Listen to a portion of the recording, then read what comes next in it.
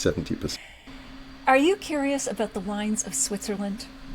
How do they pair with the country's famous cheeses and chocolates? And what are your top 3 tips to plan your visit to Swiss wine regions? Well, tonight you're going to get those tips and stories and more. And before I introduce our guest, if you're watching this video on the replay, please get into the comments and type the word replay. Let me know what city you're logging in from, what's in your glass, what's the weather like. And of course, if you're here with me live on the live stream, I want to hear from you too.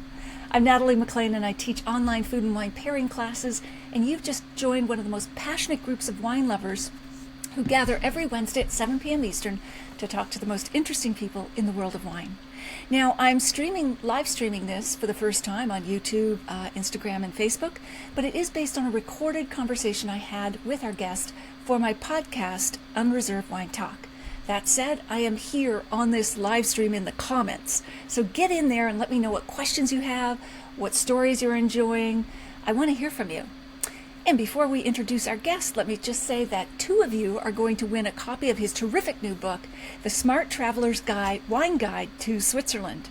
All you have to do is email me at natalie@nataliemclean.com and let me know you'd like to win a copy. I'll choose 2 people randomly from those who contact me. All right, back to our guest. Simon Hardy brings a rare blend of multinational brand marketing and expertise and entrepreneurial flair to the world of wine. Over a 25-year career with Nestle, he held senior marketing and strategy roles in the UK, the United States, and at the company's global headquarters in Switzerland.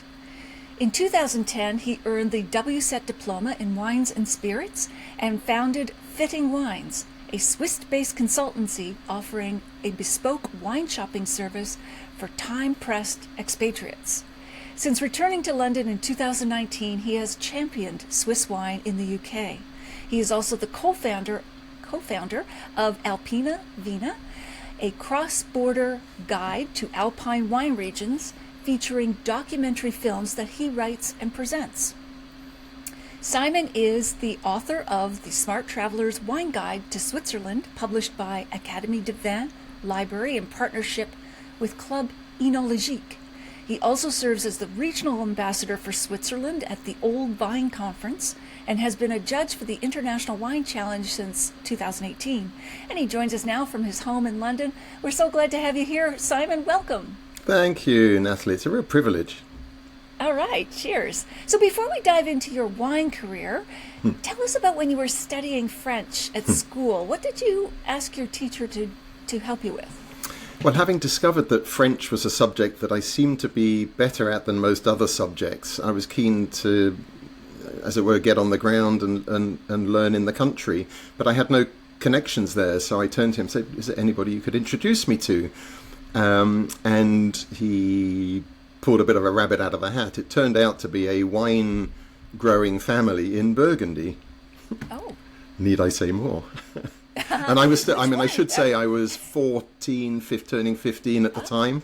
So, my wine experience, my wine knowledge, I didn't really grow up in a wine drinking family by any measure. Sure. So this was a real eye-opener. And I should point out, everyone's thinking, wow, Burgundy, what a lucky guy.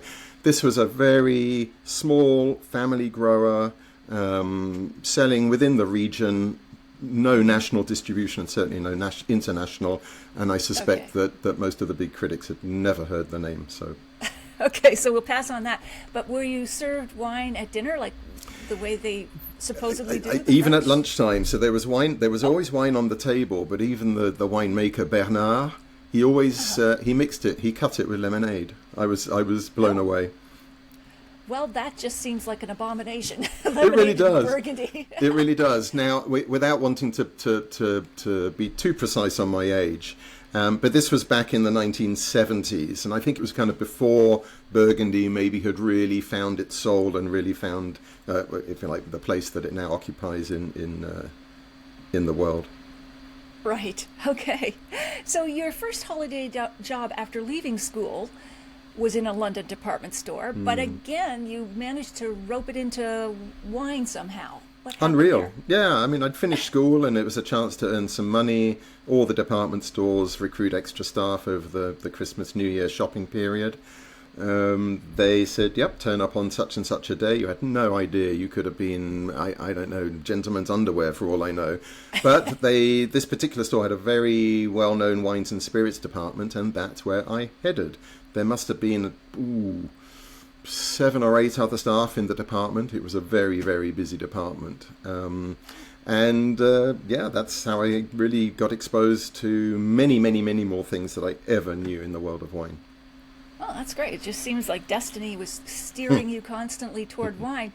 And now your final posting with Nestle was at the head office in the Lake Geneva region of Switzerland, gorgeous. And your daily commute, what did you pass by as you drove? So the motorway cut through the vineyards of Lavaux, which are the steep sloping vineyards that run down to the shores of Lake Geneva. And, I wouldn't say that it was getting me thirsty because I was kind of focused on the day job. But it's pretty unbeatable. I mean, you cannot wish for, quite apart from the spectacular view over the lake and the Alps in the distance, but to be surrounded by these just amazing vineyards clinging to these astonishingly steep slopes is quite unique, I'd say, for a commute. Oh, that sounds beautiful. So, what drew you to the story in the first place? This book had an earlier iteration. Tell us about that. So you mentioned my business in Switzerland, fitting wines, and while I was selecting wines of the world for my clients, whatever suited their particular taste profile, which is how I approached each individual client, they were not necessarily looking for the wines of Switzerland, but I was quite ready to not just recommend, but actually select some of the local wines in these bundles of wines that I would pull together. And to be able to do that with a degree of confidence and for the reputation of my business, I wanted to make sure that I was making good selections. So I was kind of on a bit of an accelerated, steep learning curve to actually understand better the wines of Switzerland, and also to kind of anchor that knowledge and to help people dip in their own at their own pace and in their own time. I wrote a rather simple, I think 30-page ebook for free. I mean, I think you may still find it on my website. I'm not sure, I've updated my website recently, but it was on my website for about 10 years. Anybody could access it. Very straightforward. But one person that did track it down or find it on my website was in fact one of the editors at Académie du Vin Library. And the rest is history. The rest is history indeed. So tell us how the Smart Traveler's Wine Guide to Switzerland is unlike other books about Swiss wine. First of all, I should say it's part of a series there's 6 titles now. There's the first 2 were Bordeaux Rioja, there's Napa Valley Tuscany, and Switzerland came out with Rhone Valley this year. And they all follow a similar structure, but as you might have already gleaned from those titles, they cover regions. So one of the things that I was helping the publisher to understand from the very get-go is this is not a region, this is a country. It might be small and it might be no bigger than, it's about the vineyards are equivalent in size to the region of Alsace in France. But nevertheless, there are still big differences once you get into the different areas of Switzerland. So that was one message to get across. And when you say compared with other books on Switzerland, or particularly Swiss wine, I'm trying to count here. I think I've got them all. I think there may be 3 or 4. I mean, in the English language, there's only one and a half, actually 2 to be fair, 2 that are still in print that I would happily recommend. But one is kind of very anecdotal, written by a fabulous journalist. And the other, sadly, is written by somebody who passed away prematurely, which was a very good profile of several of the top producers. It took a very kind of producer-driven approach.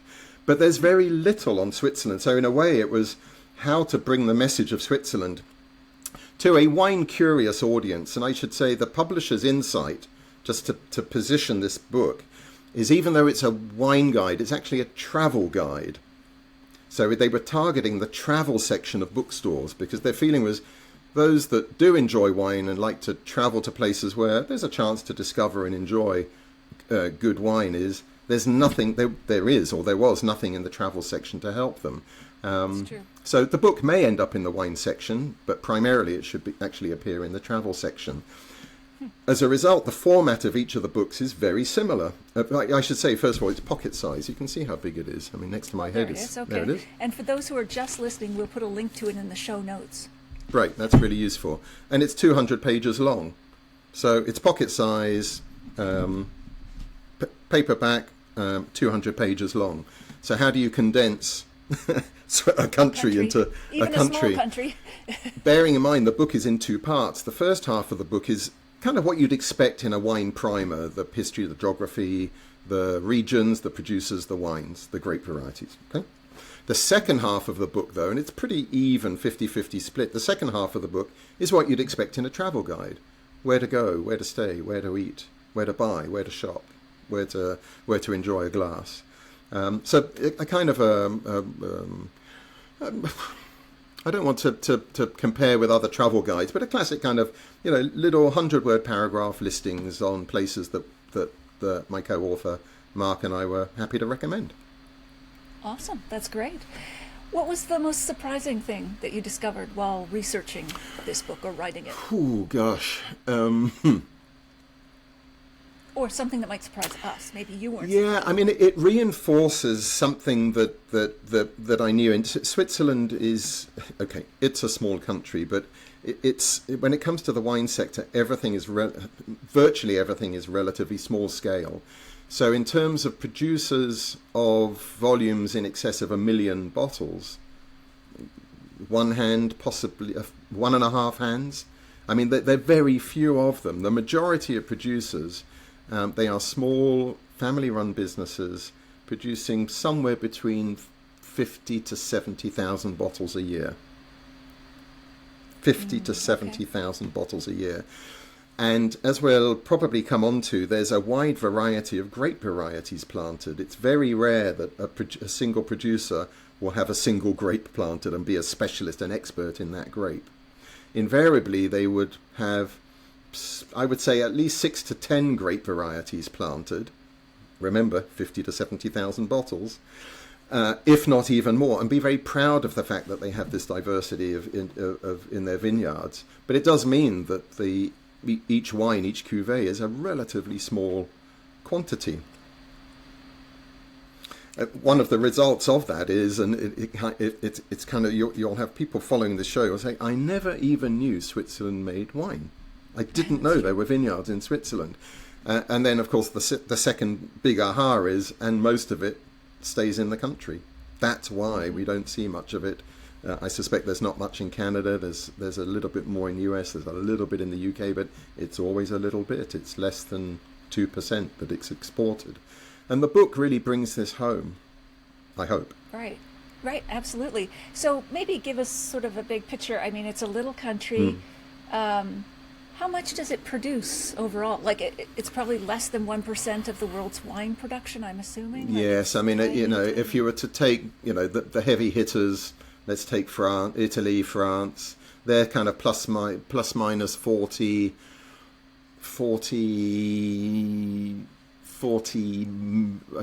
million, 40,000 hectolitres, whereas, I'm sorry to kind of talk in litres because bottle equivalent's tricky here, but Switzerland, if France and Italy are either side of 40, Switzerland is 1.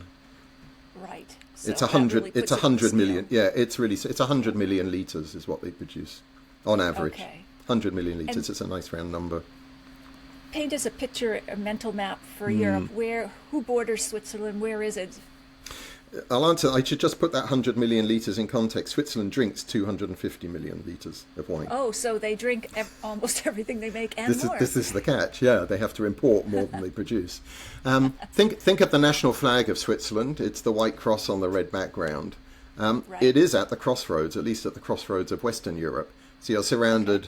To the west you have France, to the north you have Germany, to the east you have Austria, and to the south you have Italy. Huh. Perfect. And they are all great wine-producing countries. So the geography, the location of Switzerland, you would expect it to be a wine-producing country. Why wouldn't it be? Right, absolutely. Okay, so the book is co-authored with Mark Checkley. Yes. How did you divide the work between the two of you? Were you mostly wine and he was travel, or how did you manage? Pretty much. I was living in Switzerland for the best part of 16 years.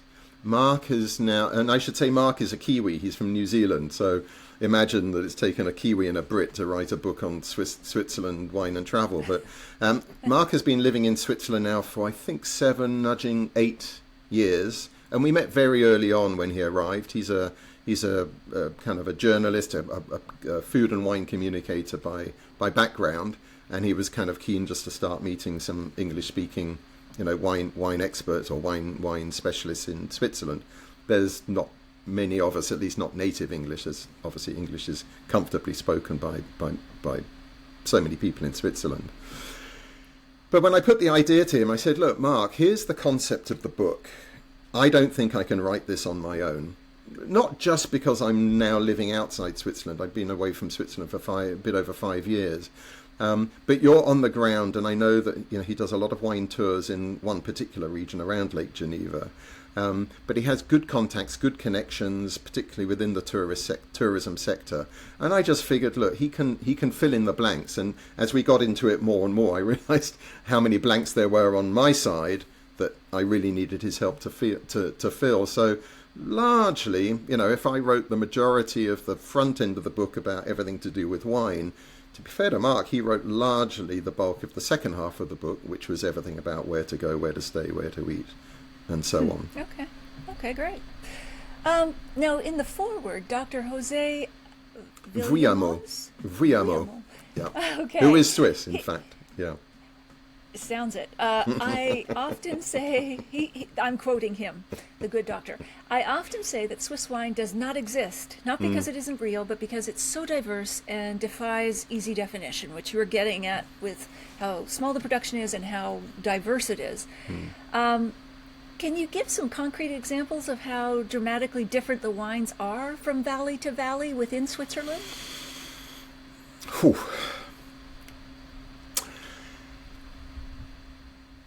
I will try. Let me at least not do it at the valley level, at least at the region level. There are sure. In this little old country, there are six wine regions. The largest, ironically, is called Valais, which does sound like valley. And if you're there, you look to your right, and there's one steep side of mountain, and if you look to your left, there's one steep side of mountain. So you're sitting in this. It's actually the Rhone River Valley basin that flows into, or not basin, the Rhone River Valley that flows into Lake Geneva. Okay. This is the largest region of the wine regions. It accounts for about a third of Swiss wine production. The next largest is around Lake Geneva, which is Canton Vaud, spelled V-A-U-D. And together they account for around 60% of Swiss wine production. So a lot of the Swiss story is there, particularly because in Valais you have a lot of native indigenous varieties that pretty much you don't find very often outside the Valais region. So that's its particular story. And we'll come on to some of these grapes, I'm sure.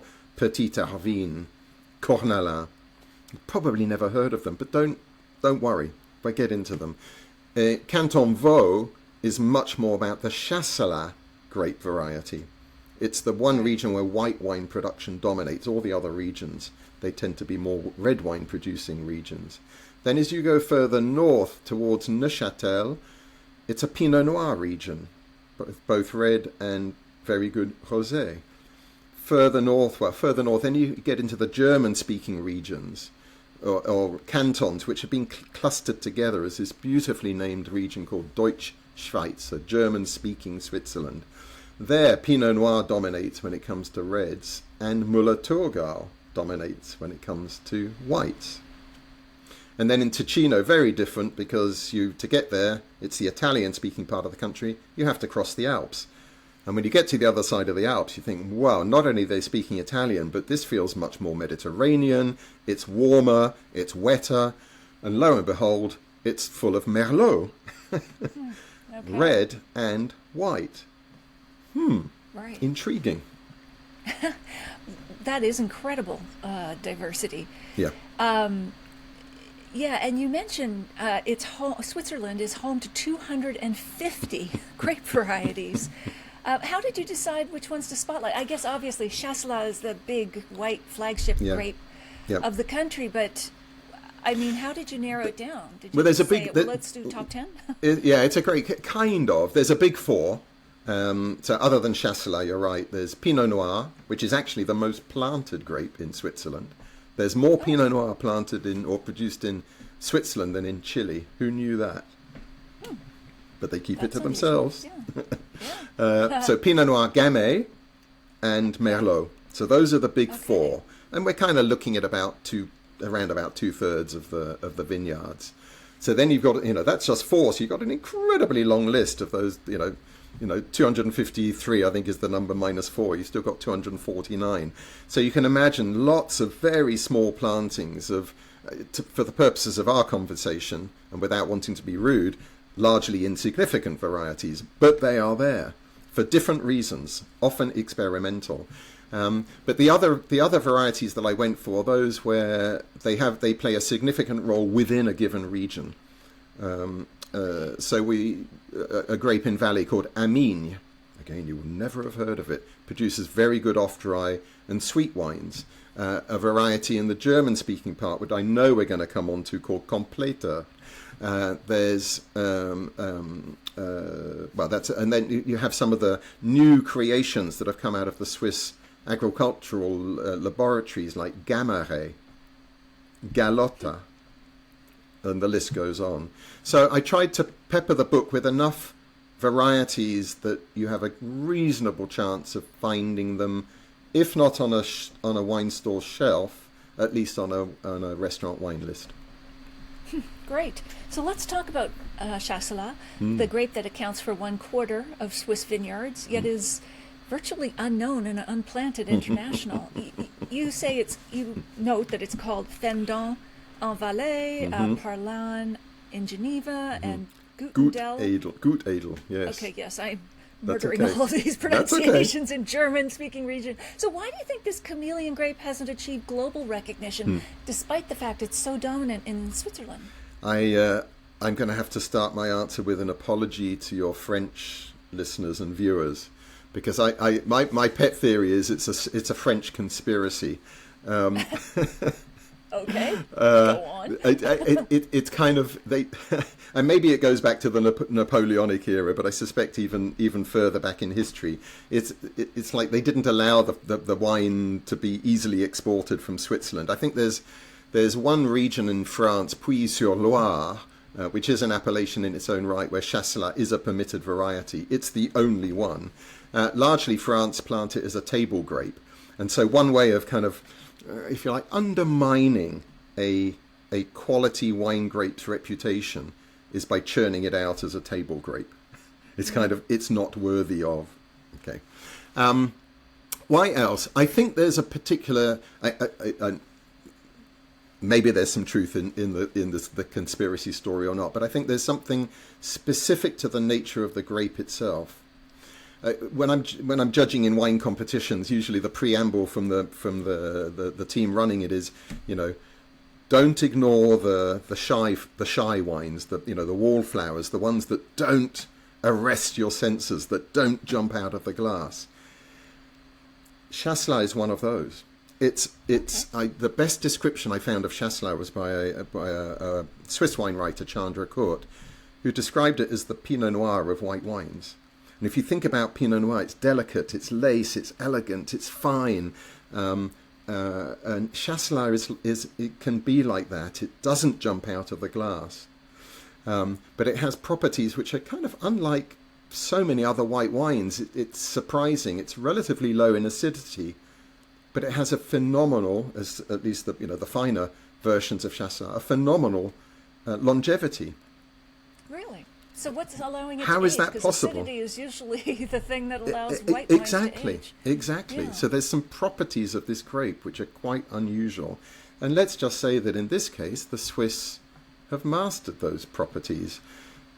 For sure, the environment must come down to it. I mean, the Chasselas grape has been planted, at least in the Lavaux vineyards, for centuries. The vineyards were created back in the the 11th century by the monks. So, in the same way that Burgundy, thanks to the monks, has centuries of experience of working with Pinot Noir, let's give credit to, well, originally the monks and now the secular winemakers.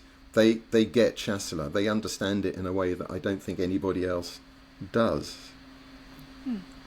So it's just the way they're farming it that gives it the longevity, because it doesn't have the acidity. So it's just something we don't know. Let's be clear. As with a lot of wine, it's made to be drunk. Most of it is made to be drunk young. Yeah. Okay. When you're shopping for Chasselas, and you can expect it's a kind of it's an everyday kind of wine. It's the wine that you drink as a easy aperitif. It's a wine that is used at birthdays and anniversaries. It's a wine that's drunk at funerals, at celebrations. It's just the ubiquitous white wine, particularly of Canton Vaud, but I'd say of Switzerland. So it's kind of it's unpretentious in that way, and it has a price attached to it accordingly. But the finer examples, and particularly in this area overlooking Lake Geneva, it's known as the Lavaux region, and there's a particular Grand Cru appellation called Desalé Grand Cru, which produces just remarkable wines. In fact, it is one of the wines I will be supping with you a little later. Okay. Désolé, I'm sorry I'm a Grand Cru. What is that? Désolé. Oh, I know it sounds like désolé, but it's désolé. yeah. D-E-Z. Oh, désolé. Okay. Oh, D-E-Z. Sounds very Canadian. I'm sorry. I'm sorry, Anyway. désolé. Yeah. So what is its aromatics? What is its aromatic profile? Is it floral? What is If anything, it tends to be, when it's young, it tends to be floral, but there's a mineral note, and I don't know, I haven't listened to you enough to know how you handle minerality. I know I think it came up in a recent... Often and confusingly. What do I say when I'm running tastings? Imagine a wet stone, sniff it because it has an aroma, lick it if you know it's clean, and it has a taste, but it's quite distinctive, but it's wrapped in lots of other characteristics. But there is there's a mineral feature which comes from the particularly the Désalé site. Okay. It's floral. It can be a bit nutty, and over time that nuttiness comes through more. And remarkably, with age, and now we're talking, 12, 15, 20-year Chasselas or Fondant in the Valais, it can even take on a honeyed character, which seems utterly absurd in a wine that's been vinified dry. Right. It just is what it is. Reminds me of the sort of freakish path that Semillon follows. I'm with you. Yeah. Okay. Are there classic wine pairings for this, or is it kind of like wide-reaching because it's... Well, as I say, other than birthdays and anniversaries and funerals, but the freshwater fish. I mean, there's fish from the lake. Filet de perche is a classic. It's actually a very good pairing with the classic cheese dishes of Switzerland, which you might think, but don't I need kind of something with a bit more acidity to kind of help me through the fattiness and the heaviness of the cheese? But it does work. One pairing I really like, and I believe there's been quite some success in Japan, is with sushi and Japanese cuisine. And again, if you think about the nature of the food, it's delicate. The flavors are really refined, and you need a wine that is not going to dominate, but is going to complement. And Chasselas seems to do that very, very well. I liked your description, like lace, like even Chasselas sounds like lace. Yeah, it does a bit. You're right. And how is, let's just talk about the other three grapes, the red ones. How does the Gamay of Switzerland differ mainly from, say, the one we know in Beaujolais? Yeah, I mean, I would say, if there's a characteristic, and I probably focus more on the Beaujolais village, there's this particular granite characteristic to the soils in the villages there, which comes through in the minerality of whether it's a Fleury or Saint-Amour or whatever it might be. Whereas I think in Switzerland it's very true to the varietal, so you're getting kind of, it's fruit forward. It's kind of lighter in tannins, not as light as Pinot Noir, but you don't have this kind of mineral characteristic. So I think it's I don't want to say a simpler expression, but I don't think it's not trying to rival Beaujolais. One of the reasons Gamay is planted in the quantities it is, and maybe this does speak something to the quality of the Gamay, is it ends up being blended with Pinot Noir. So you can find some very good single varietal Gamay, but the majority of it, from what I can figure, is blended with Pinot Noir to produce a wine that goes under the name of Dole, D-O-L-E. And it's a very easygoing, think of it as a kind of a bistro, brasserie style red wine, very reliable, pretty much consistent from year to year, no great variation, good value, and often a good earner for the wineries because they can ship it when it's relatively young. Cash crop, yeah. Sounds like they're trying to stretch the batch with Pinot Noir. But with Pinot, how is that different from, say, the Spätburgunder, the Pinot of Germany, or the Burgundy? Yeah, gosh. I won't claim to be a Pinot expert, and I certainly will not claim to be a Pinot Noir clone expert. But there are different clones planted in Switzerland. There are Burgundy clones. I'm not going to give you the numbers. But there are also Swiss clones. And sometimes some vineyards, I know one producer in the east of Switzerland, he has 4 single vineyard Pinots. Sometimes the vineyards are exclusively Swiss clones, some are exclusively Burgundy, and some are a blend. I think one of the characteristics of Pinot Noir, particularly from the east of Switzerland, which is one of my favourite Pinot regions in Switzerland, is they generally pick about 2 weeks later than Burgundy. And one of the reasons for that is it's the warmest region of the German-speaking cantons, and that's partly driven by a wind that you might have heard of called the Föhn wind. This is a warm autumn wind, so it has the benefit of reducing, fungus and other disease in the vineyards, but it also keeps the grapes ripening a bit longer. And so as a result, I think you get, even in relatively young expressions of Pinot Noir, you get depth, you get richness, which sometimes you might expect to come from age, but that's not necessarily the case. Oh, fascinating. I would say Pinot Noir from Neuchâtel.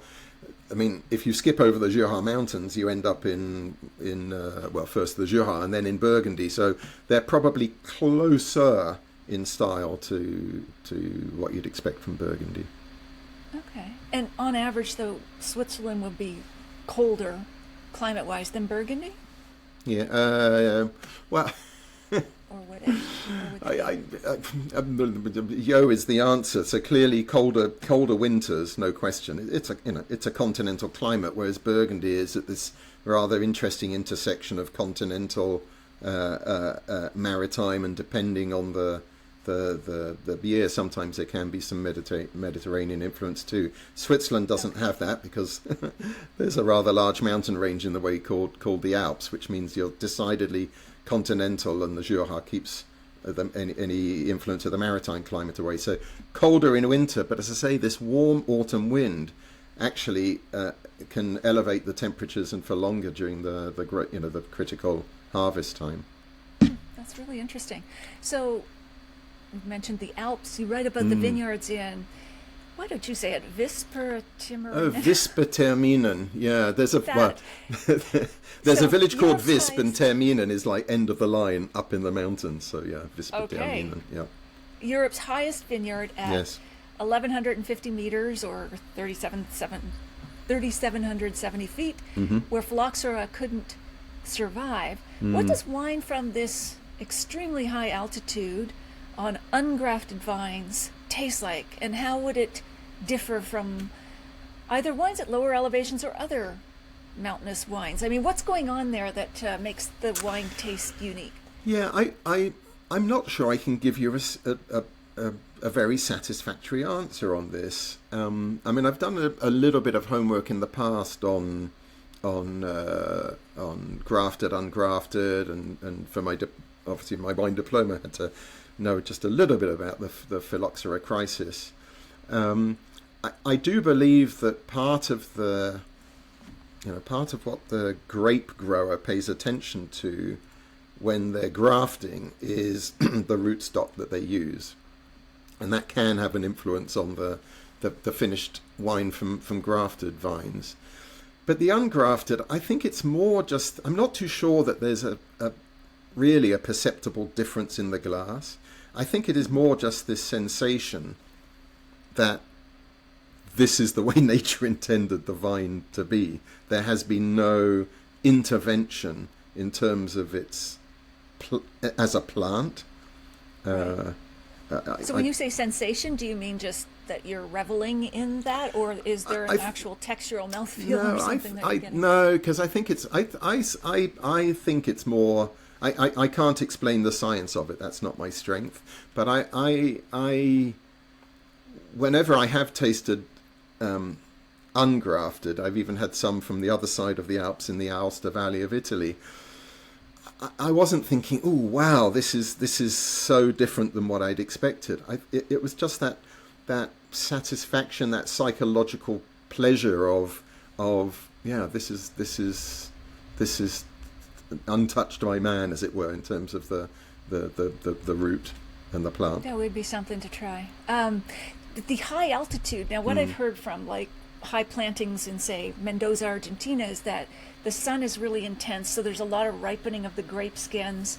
They've got the big diurnal high-low temperature fluctuation between day and night, so it tends to create wines of great concentration, but they're not heavy. Is that going on here as well? Absolutely, yes. So I didn't do a word count in the book in the end, but I think the terminology alpine freshness probably gets repeated a few times. So I like that. Absolutely, this diurnal variation is absolutely critical. So you get more than adequate sunlight and sun hours during the day in summer for full ripening, not an issue. But you get these plunging temperatures at night, which helps to retain the acid or maintain the acidity levels. You just so you get the perfect combination of just fresh acidity and phenomenal ripeness, and put the two together. That is probably, if there's any kind of calling card. And it's not just Swiss wine. You mentioned Alpina Vina, this kind of transnational guide that I work on with another colleague. It's the same story in Valtellina, in Aosta Valley in Italy, in Alto Adige, in Savoie. The effect of being in these mountainous areas where you can plant at altitude, but where you have this big drop off in temperature at night time. Yeah, someone once compared it to the vines it's like they're getting an intense workout during the day, and like humans, all the muscles would break down, and then at night you get the muscle repair, whatever. So that what ends up being is a very strong, sort of complex. I'm not talking about heavy, full-bodied wines, but just it's like breakdown and repair, breakdown and repair, breakdown and repair, and it's more complex for that cycle going on. I like the analogy. Yeah, I do like that. I do too. Yeah. Cool. So we're talking about vertiginous vineyards, altitudinous vineyards. You described the Valais vineyards with slopes that can be vertiginously steep, as much as 90% in places. That sounds like you're going to just fall right off. Can you paint a picture of what that actually looks like, and how they would even harvest grapes, or do they just roll down, try to grab the can on the roll down? What's going on there? If you're not careful, you will slip. And if you slip in the wrong place, you'll die. And I know of at least one. I know of at least one grower who met that fate. Oh dear! And you have to think about these vineyards, because we're so used to seeing splendid, vineyards, row upon row of vines in rather large plots. In Switzerland, sometimes the plot can be a couple of rows of vines with a stone wall above and a stone wall below. And you're thinking, how does anybody get there? I mean, even you're thinking, why did they plant there? So and maybe we'll come back to why some of the vineyards are where they are, but it's a dangerous business. There is this terminology within the kind of the mountain growing areas of wine regions, not just in Switzerland, of heroic viticulture, which in Italian I love it, viticultura eroica. It like really, it really, you've got to want to do it. This is a labour of love. How do they get the grapes down? Which was one of the part of the question that I heard. Yes. Partly they use, in some areas, they use helicopters. You're kidding me. I'm They not pick kidding from a you. helicopter? No, because That's going to be expensive. well, yes and no. These are the helicopters. Generally, they're helicopters that do all the mountain rescue during winter. Well, during the harvest time in September, October, they're not that busy. So this is a good activity and alternative or complementary source of income. And because so many of the vineyard plots are pretty inaccessible, you don't want to be spending your time having to figure out how to get your crate or your basket of grapes, back down to the valley floor. If somebody can actually just hover and pick up your crates and take them down, great. Because obviously you want to get the grapes to the crush as fresh as possible. But the other thing you'll see in a lot of the Valais and in the Vaud region, you'll see kind of little funicular railways, like single track railways. Okay. That well, I mean, there's a guy literally riding on a driver unit, and he's pulling platforms with crates of grapes on the back, up and down. Wow. So you alluded to this, but why on earth would someone plant on the side of a cliff between two stone walls? Why would you plant grapes there? Were you trying to hide them, or Well, I don't want to cast aspersions. The Swiss are very honest people. I think historically some of it goes back to the self-sufficiency of Switzerland, where long before the European Union existed. Not that Switzerland is a member, but it does have a deal with the European Union, which has really opened up the market somewhat and has changed things. But going back historically, you would have families who are living off the land. Today we tend to think of Switzerland, it's the land of collectible watches, it's the land of banks, it's the land of wealthy celebrities.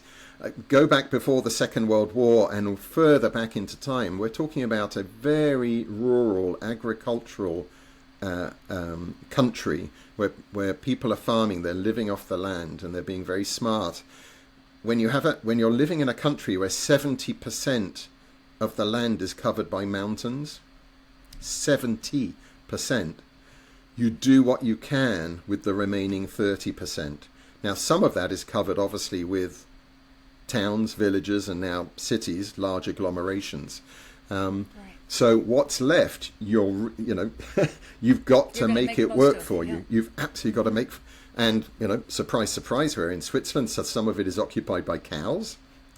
Switzerland does have a bit of a reputation for milk production, which a lot of it goes into their lovely chocolate, a lot of it goes into their lovely cheeses. So in the end, where can I plant my vines? And if you're in a wine, you know that you can plant vines, you can produce quality grapes, or you can produce grapes. Maybe we'll come on to the quality as a more recent story. But you're going to work it, and the reason many of the vines still exist where they do is because they've been passed down through the family. Right. It's the family inheritance. So you might think, oh, come on, Natalie, why don't you just sell up? No, my grandfather would turn in his grave, not to mention my great-grandfather. It may well be that you have a day job and you farm the vines in your spare time. It may be that you actually employ a specialist to do that, and then you'll be selling your grapes either by contract to a larger producer or to one of the local winemakers. But so wine is totally wrapped up in the fabric of this country. That's what's so remarkable. You alluded to this. Has there been a quality revolution? Like other countries have experienced that? Has something remarkable happened in the last 5-10 years with Swiss wine? I would say it goes back, actually. The wake-up call, I think, was in the 1980s when Switzerland did a deal with the European Union, which opened up the European Union to Swiss goods and vice versa. and the quality was not competitive. It was not good enough, as it were. It was not competitive enough, and there was also overproduction. So there was a conscious shift away from volume and quantity towards quality and making better wine. And clearly, while I give the sense that it happened overnight, of course it doesn't. Yeah, you have to let that work its way through over several vintages, and arguably even from one generation to the succeeding generation. But I'd say where we are now is the vineyards have shrunk through the course of the 20th century and into the 21st. They're now relatively stable, at least for now. But I would say the output is consistently better overall, particularly at what I call the fine wine level of the market. I'm just going to have to go out of camera shot just to get a power cable, and it may mean that my lamp is going to go out. But no worries, don't worry. Let's see what happens. So the light has just gone out, but actually you can still see me reasonably well. Okay. All right. Why am I not getting...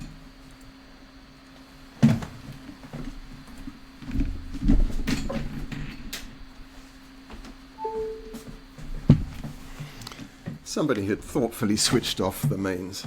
Good, we have power. I'm back. Yay! Are you good to go? Oh, yeah, you want There to we put go. in your earbuds? There Thank we go. you. All right, no problem. Okay, so let's see, where were we?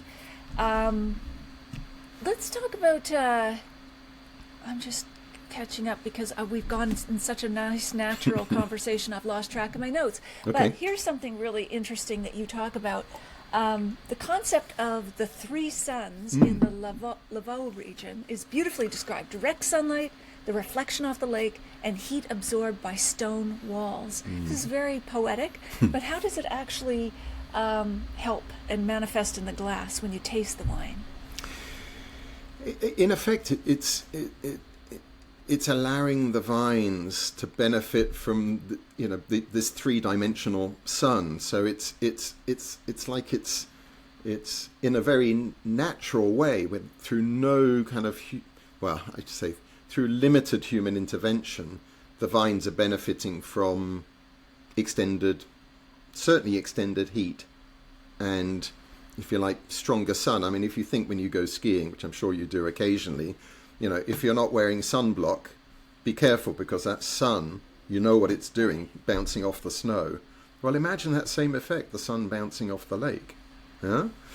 Yes. The human intervention element, though, are the stone walls, because clearly these are man-made, and these are the walls that were originally built, as I said, back in the 11th century by the monks.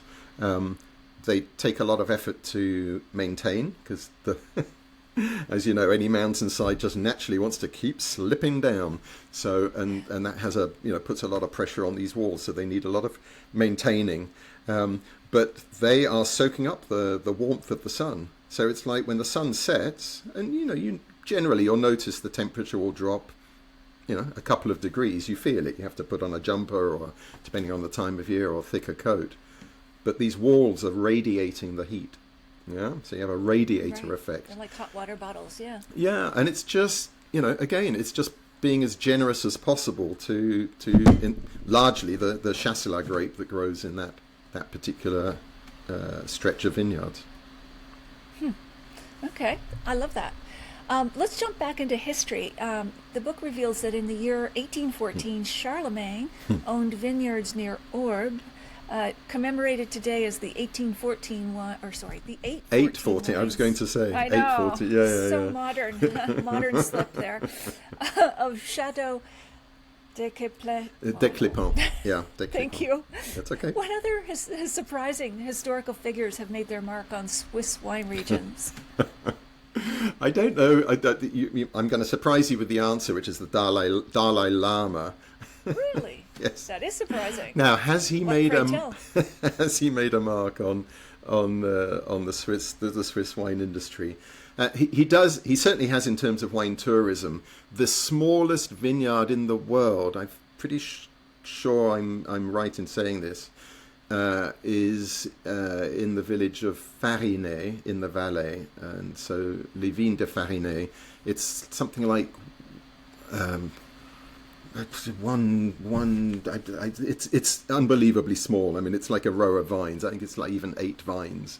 But since I think it's the late, towards the end of the 20th century, 69, 89, they belong to the Dalai Lama. I don't know how he got his hands on them, whether it was a gift, but they are part of his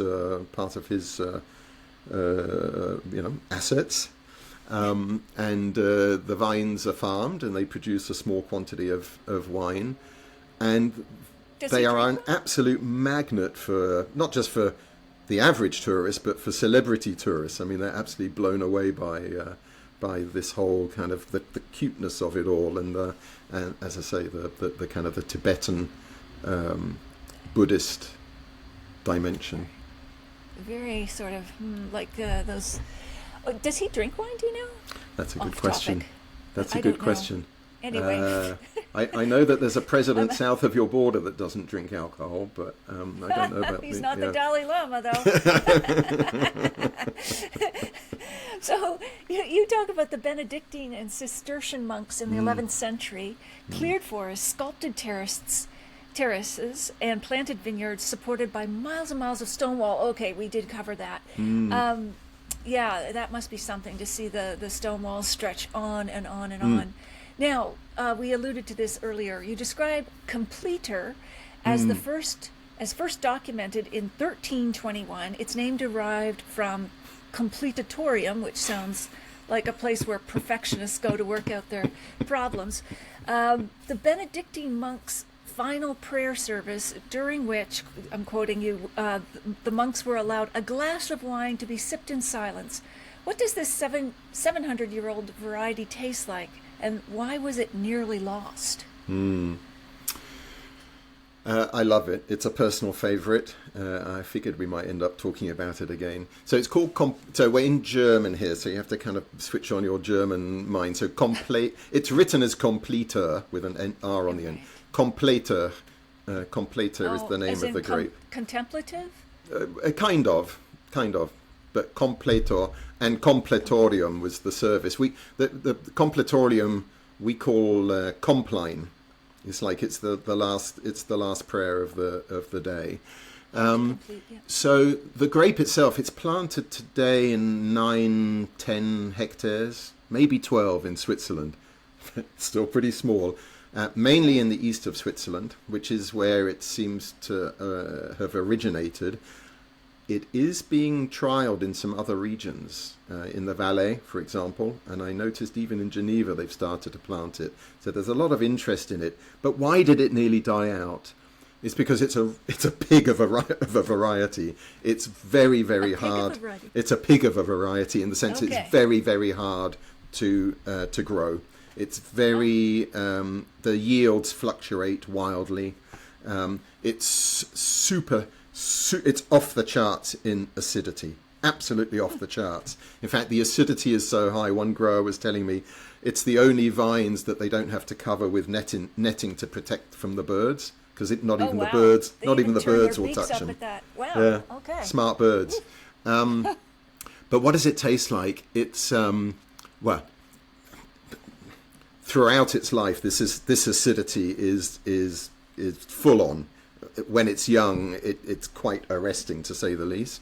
But it takes to oak barrel really nicely, and you have this voluptuous, this very round. It's dry, but very round, very rich, minerally. I don't know, yellow fruits. It's just unlike anything, I guess. And again, it's hard to drink Completa without knowing that you're drinking Completa. So there's this psychological sense of, this is so rare, this is so unusual, and most of the people in the room have never come across it before. It gives you a bit of a thrill.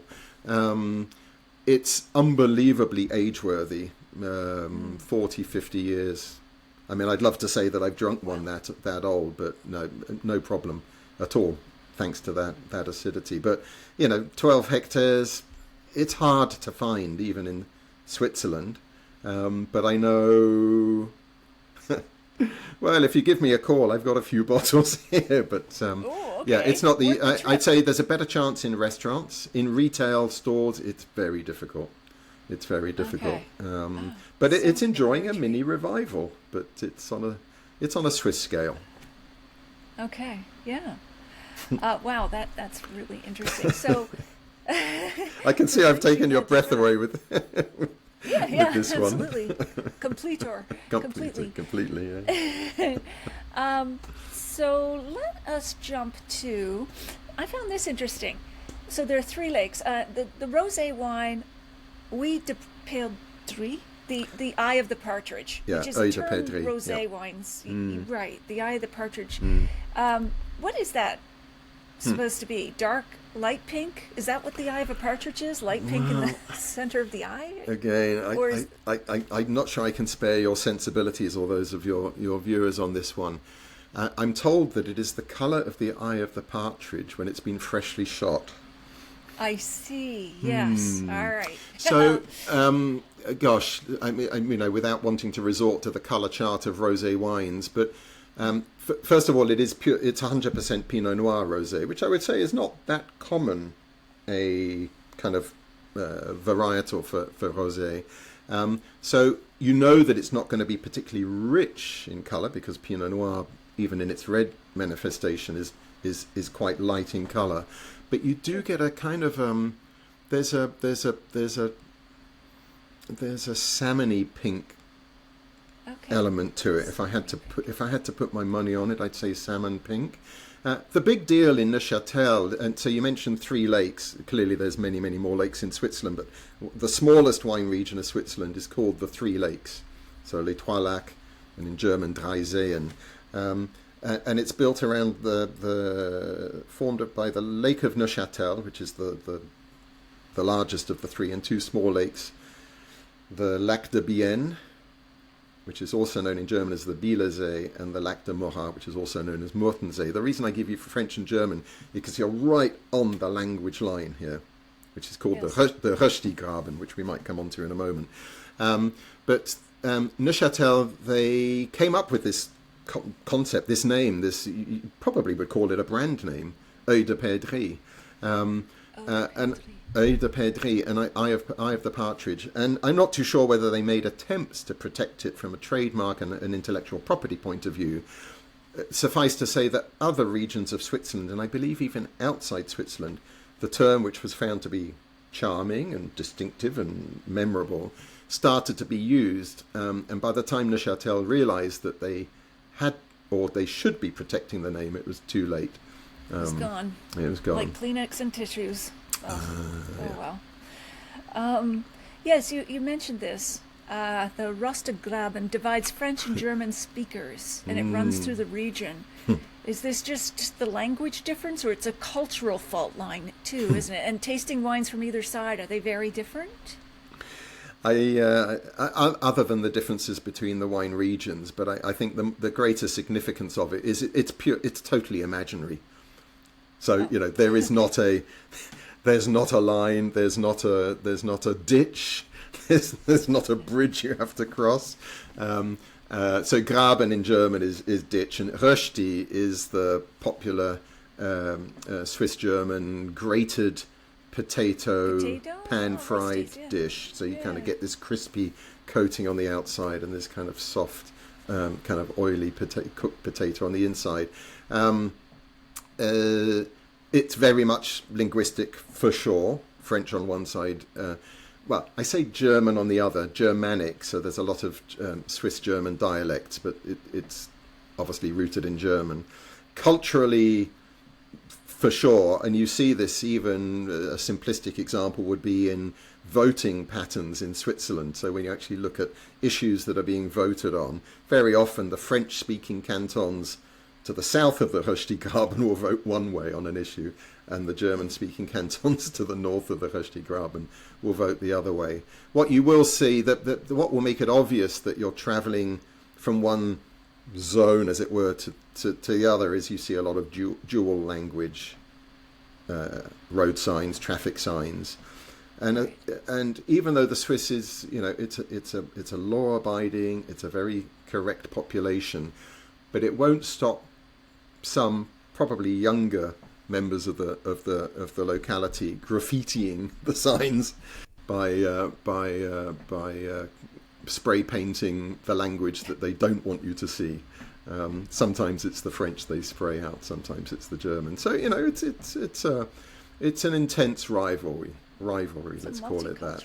But I don't think it's reflected in what's in the glass per se, other than clearly there are cultural influences which the winemaker will be respecting, but I don't think Sure. So let's talk about visiting.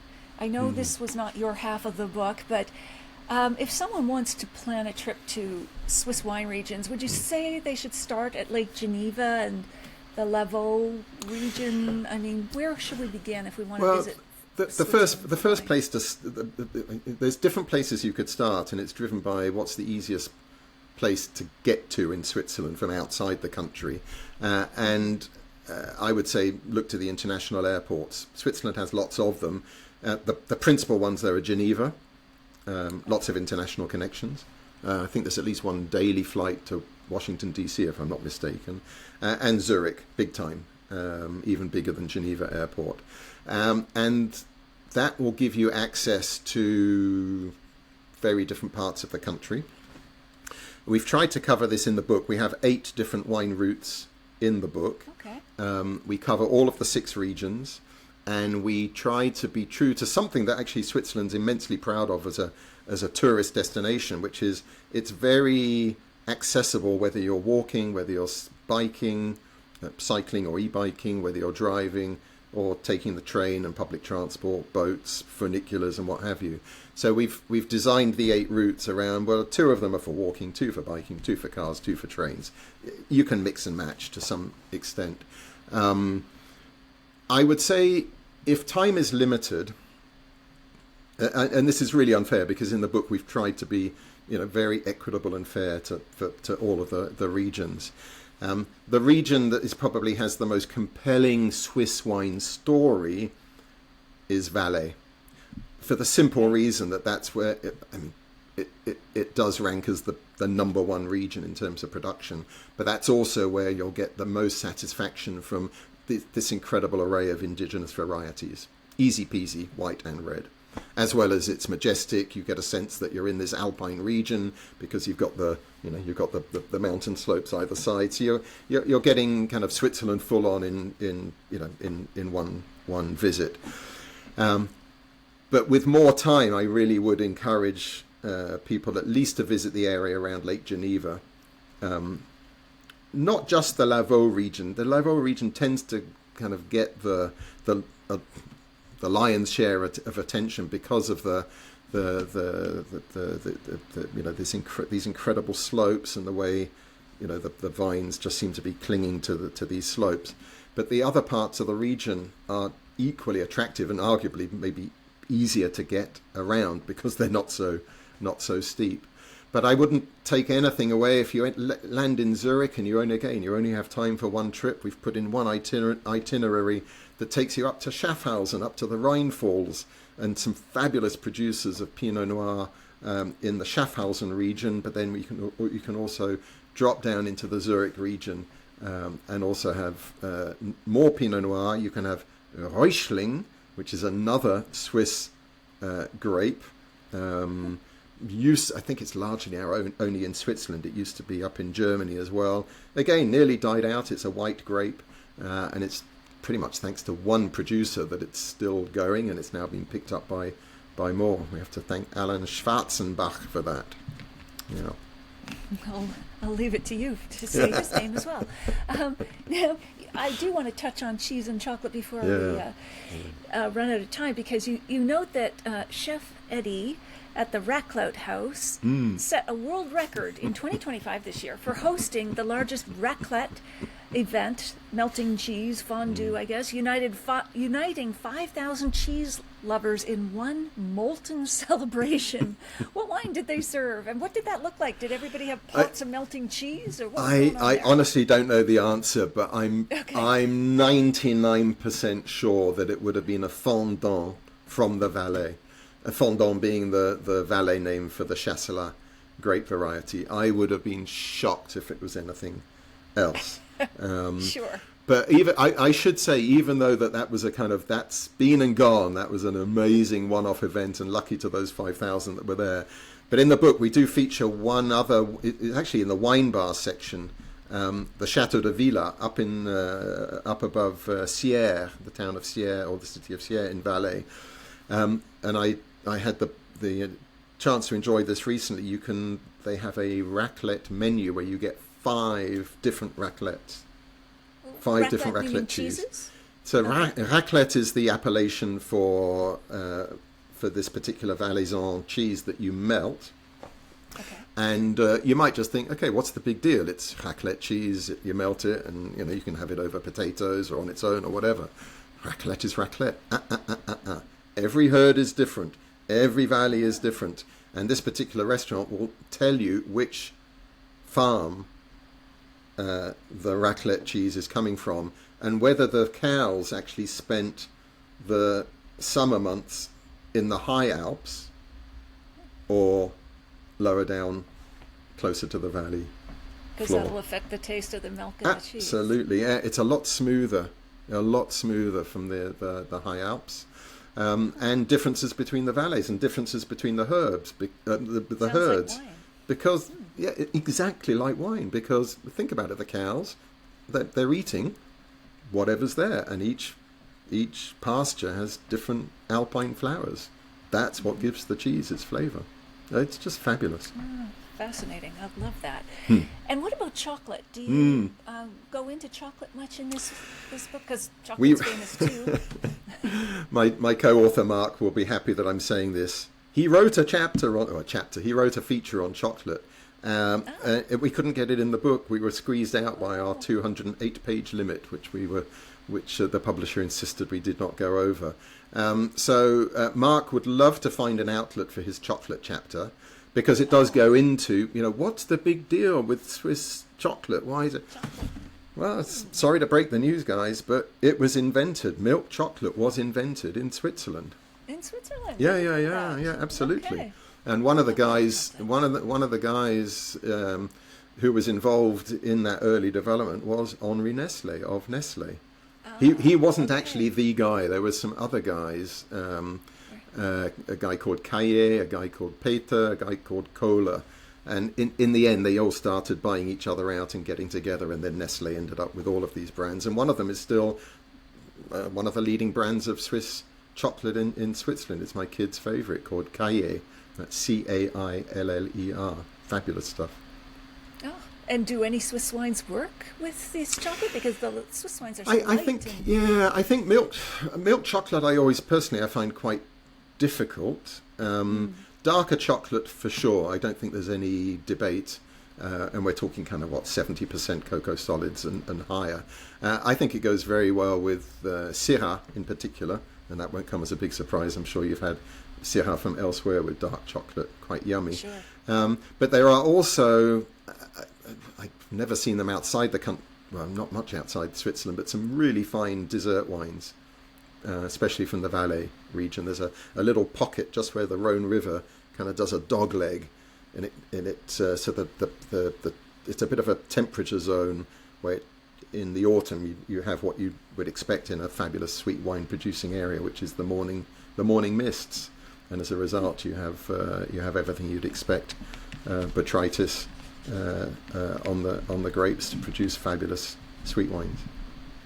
Well, one of my favorite sort of drugstore, grocery store chocolate is Toblerone. And are those spikes, those are meant to be the Alps, aren't they? Or are they? Yes, they are. So Tobler was the Swiss manufacturer, and Toblerone was the product that they created, and it was inspired supposedly by the Matterhorn, which is why the Matterhorn used to be part of, it was the symbol that appeared on the packaging until, because Toblerone was, I think it was it got bought out in the end by, I think it was Mondelez, as in Cadbury chocolate.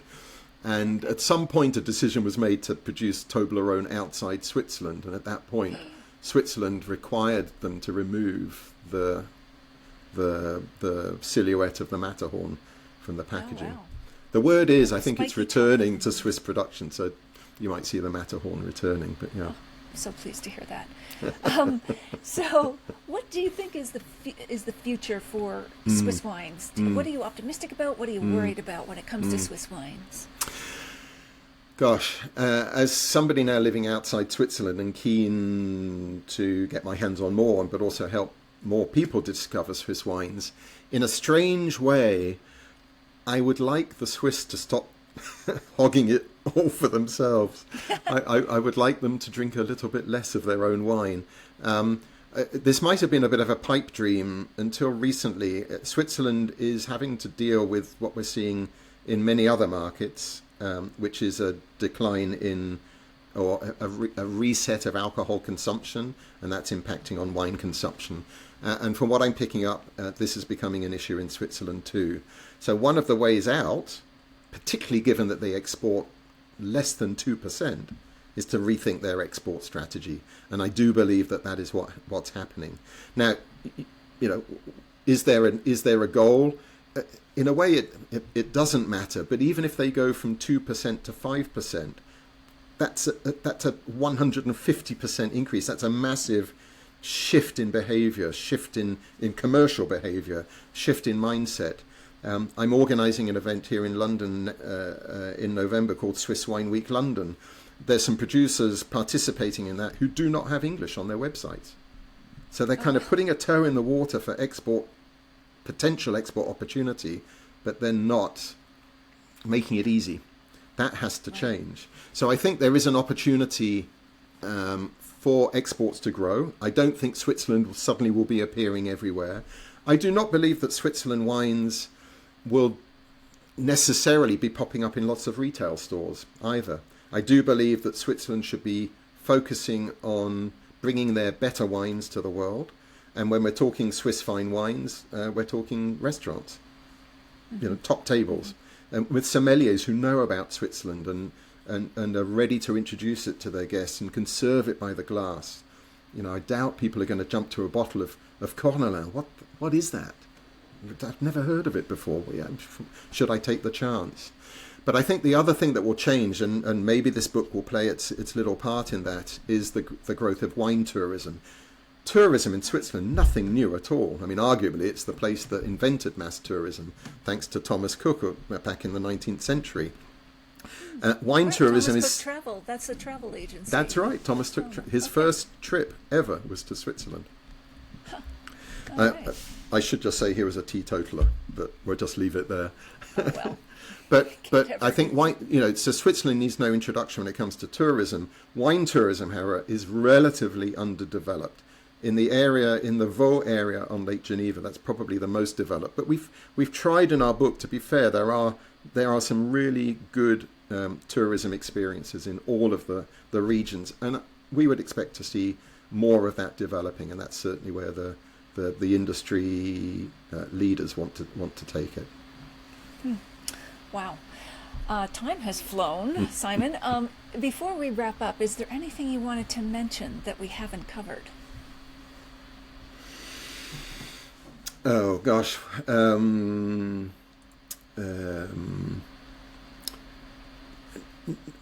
I don't think so. I mean, I'm sure people will be thinking, we've probably talked about 10, maximum 12 varieties. What are these other 230 plus? Right. maybe we just have to do another session on Swiss grape varieties. I think so, or an 8-part series. It Right. sounds like. The doctor whose name you were struggling with earlier, who actually co-wrote the Wine Grapes book with Jancis Robertson and Julia Harding. I mean, he is the DNA grape geneticist expert in the world. He happens to be Swiss from the Valais. But he's also written a really good book on Swiss grape varieties. It's available on Amazon, if I'm allowed to say that. It's a really well-written book. It's easy to read. And it will tell you everything you really need to know, much more than we can put in our wine travel guide. But I think that is one of the delights of Switzerland. Every country has to position itself somewhere. In the world of wine. So, what is Switzerland's calling card? It's native varieties, it's alpine freshness, and it's very, very kind of food friendly, kind of family, small scale, artisanal wine. Really great stories to tell. And you tell them so well in this book. So where can we find you and this book online, Simon? Well, my publisher will be urging me to say go to their shop, which is the Académie du Vin Library site. It will come up. Google finds it easily enough. They do have a shop, and they do ship anywhere on planet Earth, as far as I know. It is also available on Amazon. And they have been shipping, as I understand, since the start of October. And Great. If the wholesaler is doing his job in Canada, in the US, I've seen it on, I don't know whether Barnes & Noble goes north of the border, but it's certainly on the Barnes & Noble. We have chapters Indigo. Okay. Yeah. I've seen it on I haven't checked their website. It's on Barnes & Noble website. Simon & Schuster have got it. So it seems to be popping up on kind of your regular online bookstore. There's a pretty good chance you'll find it. If not, write to me. It's very easy.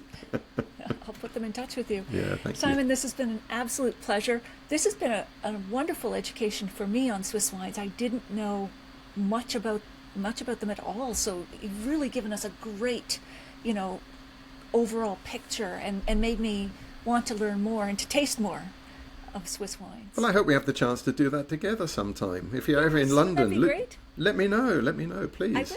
I will, definitely. So don't log off, but I'll say cheers for now. And till next time, Simon. Thanks, Natalie. I've really enjoyed. Okay, cheers.